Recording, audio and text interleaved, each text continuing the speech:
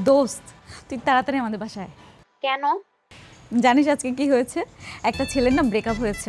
সেই ছেলে breakup party করবে, সেটা আমাদের বাসার ছাদে।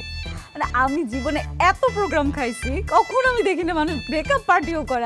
আমি এত এক্সাইটেড, আমি চাই তুই আর আমি মিলে অনেক এনজয় করবো। তুই আয়। আচ্ছা, আমি এখনই আসতেছি।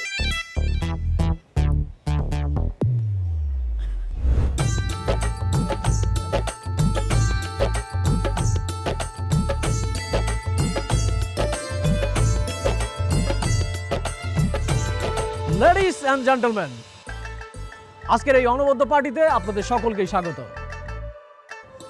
এবার আমাদের মাঝে উপস্থিত হবে আমার সেই বন্ধু, সদ্য ব্রেকআপ হওয়া বন্ধু রাজ।